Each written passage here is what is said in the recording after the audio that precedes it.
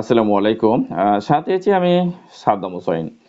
ভিডিওতে আলোচনা করব যাদের কিডনিতে সমস্যা রয়েছে কিন্তু আপনারা যারা ব্যথার ওষুধ খেতে পারছেন না এবং কিডনি রোগীদের সাধারণত ব্যথার ওষুধ নিষেধ করা হয় খাওয়ার জন্য।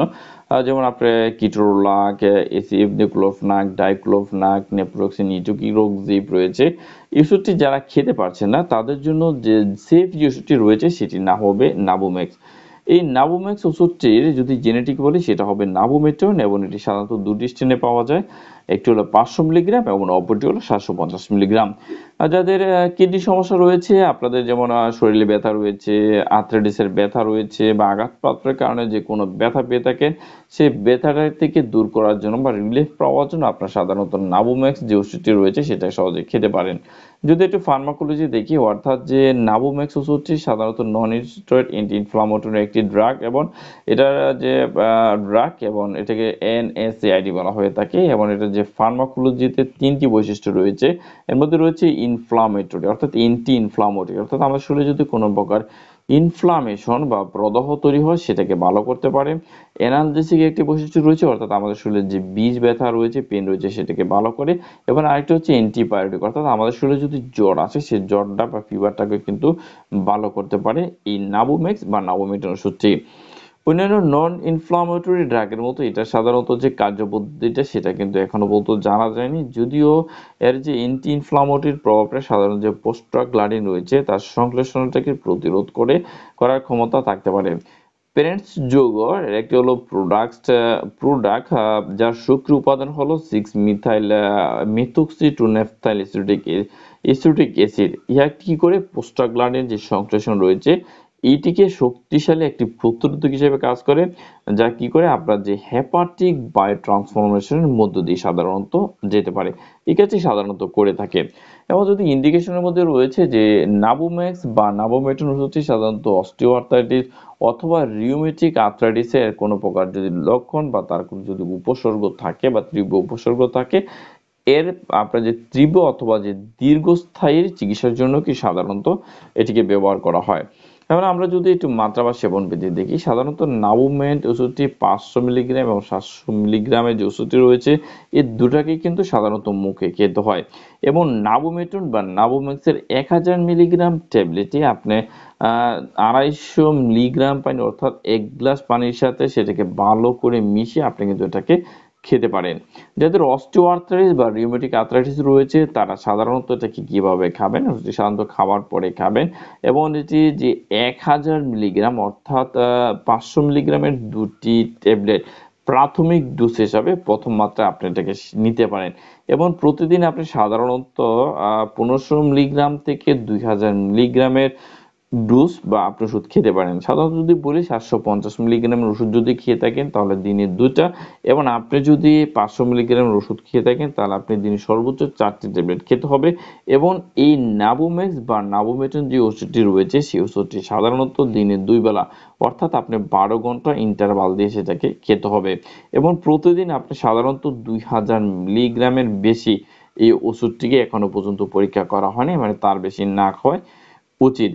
এবং আরেকটি বিষয় রয়েছে যে নাভোমেটন যে ওষুধটি রয়েছে তাদের যেমন মাঝারি বা আপনার যে গুরুতর অসম অর্থাৎ যাদের কিডনিটা মাঝারি বা গুরুতরভাবে অকার্যকর রয়েছে বা কাজ ঠিকমতো করে না তাদের ক্ষেত্রে নাভোমেটনটা প্রেসক্রাইব করার ক্ষেত্রে এটি সতর্কতা অবলম্বন করতে হবে।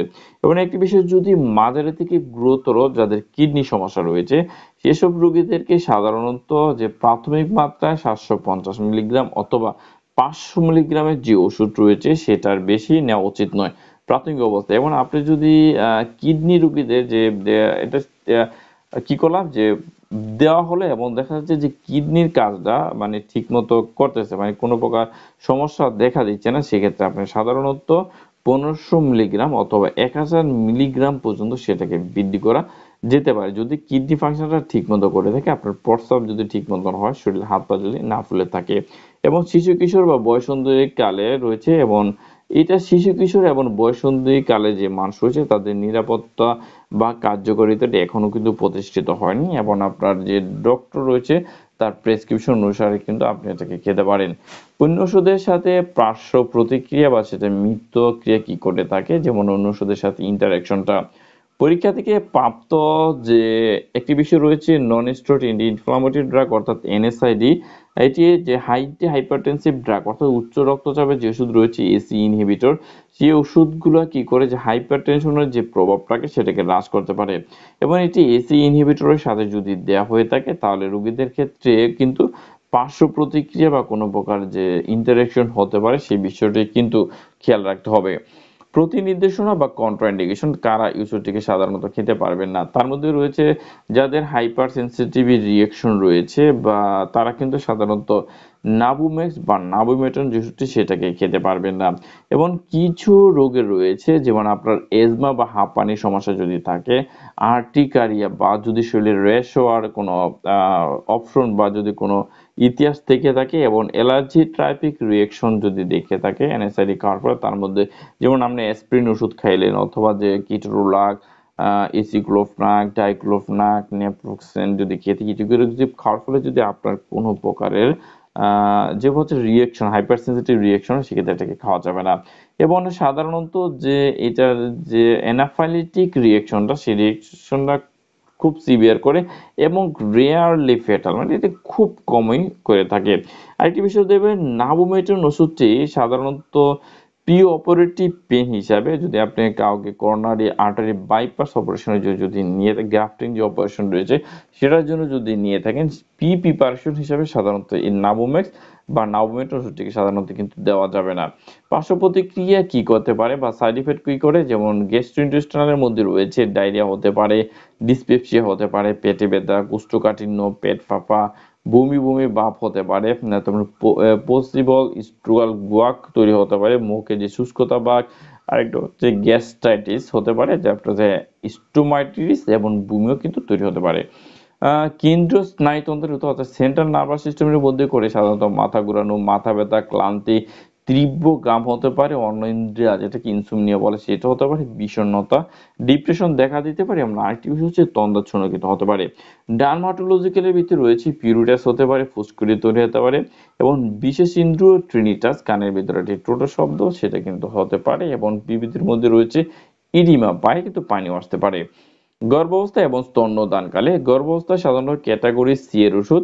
গর্ভবতী মহিলাদের নিয়ে কোনো পর্যাপ্ত বা সুনির্দিষ্ট কিন্তু গবেষণাটাতে নেই, তাই গর্ভাবস্থায় সেবন করা কখনো উচিত নয় যদি জরুরিভাবে প্রয়োজন যদি না হয়। সেক্ষেত্রে মানব ভ্রূণের যে কার্ডিওভাস্কুলার সিস্টেমের প্রোস্টাগ্ল্যান্ডিন যে সংশ্লেষণ রয়েছে সেটা নিরোধক ওষুধের পরিচিত প্রভাবের কারণে আপনার যে বন্ধ ডাক্টাস্টের যে আর্টেরিওসাস রয়েছে, গর্ভাবস্থায় তৃতীয় ত্রৈমাসিকে নাবোমেটন ব্যবহারের পরামর্শ একবারই দেওয়া হয় না।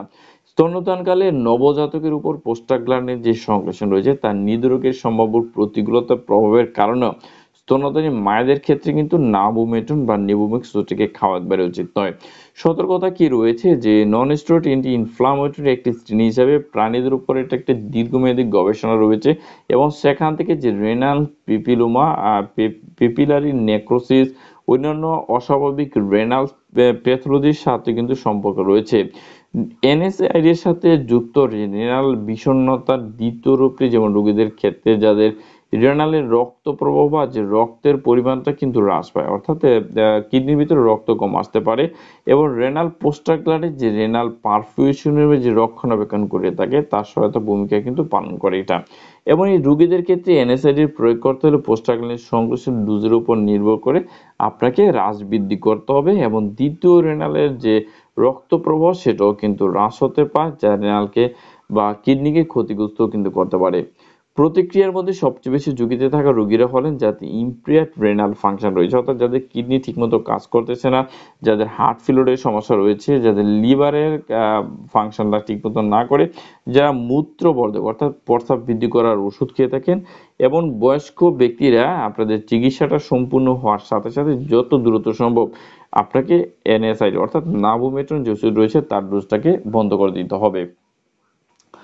মাত্র অধিক্যতা কি হতো, অর্থাৎ ওভারডোজটা খেলে কি হতে পারে? তীব্র এনএসআইডির ওভারডোজের পরের লক্ষণগুলো সাধারণত আপনার শরীরে অলসতা আছে, তন্দ্রাচ্ছন্ন আছে, বমি বমি ভাব আছে, গ্যাস্ট্রিক পেইন হতে পারে, এর মধ্যে সীমাবদ্ধ থাকে।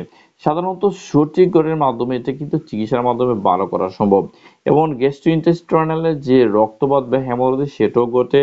উচ্চ রক্তচাপ রয়েছে, তীব্র বা আপনার সিভিয়ার রেনাল ফেলিওর হতে পারে, আপনার শ্বাসকষ্ট ব্রেথলেস তৈরি হতে পারে, কমাতে কিন্তু যায় কিন্তু এবং সেক্ষেত্রে খুবই বেশি বিরল রয়েছে এবং এনএসআইডি যে থেরাপিউটিক ইনজেকশনের সাথে অ্যানাফাইলিক ফ্লুইডের যে প্রতিক্রিয়াটা তারও কিন্তু রিপোর্ট পাওয়া যায় এবং এটা অতিমাত্রার কারণে কিন্তু সেটাও করতে পারে। এনএসএআইডির যে ওভারডোজের পরে কিছু রোগীদের লক্ষণীয় এবং সহায়ক যত্ন যদি করা হয় বা করতে হবে এবং কোনো নির্দিষ্ট এর কোনো প্রতিষেধক নেই। ইমোসিসের সাথে অথবা অ্যাক্টিভেটেড চারকোল রয়েছে, সেই অ্যাক্টিভেটেড চারকোলের মাধ্যমে কিন্তু এটার চিকিৎসাটা কি করা সম্ভব এবং যাদের উচ্চ প্রোটিন বাইন্ডিং এর কারণে জোরপূর্বক মূত্রাশয়, প্রস্রাবের ক্ষারীকরণের হেমোডায়ালিসিস বা হিমো পারফিউমেশনটা সাধারণত কার্যকর নাও হতে পারে এবং স্ট্যান্ডার্ড ইমার্জেন্সি ট্রিটমেন্ট যদি বলি যেটা হচ্ছে যেমন activated charcoal, gastric lavage, IBH2 blocker ইত্যাদি দীর্ঘমেয়াদী সিকোয়েন্স ছাড়াই কিন্তু 25 মিলিগ্রাম পর্যন্ত নাবুমেট্রনের এর ওভারডোজ কিন্তু পাওয়া গেছে, অর্থাৎ এটা ব্যবহার করা যাবে না। অর্থাৎ থেরাপিউটিক ক্লাস রয়েছে, সেটা ড্রাগ ফর অস্টিওআর্থ্রাইটিস অথবা ড্রাগ ফর রিউমেটিক আর্থ্রাইটিস অর্থাৎ নন স্টেরয়েড অ্যান্টি ইনফ্লামেটরি ড্রাগ অর্থাৎ NSAID। তাহলে এই ছিল যে নাবুমেট্রন ওষুধ নিয়ে বিস্তারিত আলোচনা, অর্থাৎ ওষুধটি কিভাবে কাজ করে, কিভাবে খেতে হয় এবং এটার ডোজ কি রয়েছে, এটার পার্শ্ব প্রতিক্রিয়া কি তৈরি হতে পারে এবং এটার ওভার ডোজও খেলে কি হতে পারে, সেই বিষয়টি নিয়ে বিস্তারিত আলোচনা। যদি ভিডিওটি আপনার ভালো লাগে অবশ্যই ভিডিওটিতে একটি লাইক করবেন, কমেন্টস করে আপনার মতামত দিতে পারেন, প্রশ্ন করতে পারেন। আমি চেষ্টা করবো আপনাদের প্রতি প্রশ্ন উত্তর দেওয়ার জন্য। ভিডিওটিকে শেয়ার করে দেওয়ার জন্য অনুরোধ করছি, অবশ্যই ভিডিওটিকে শেয়ার করে দেবেন। পরবর্তী ভিডিও খুব শীঘ্রই ফিরে আসবো, সে পর্যন্ত ভালো থাকুন, সুস্থ থাকুন। আল্লাহ হাফেজ।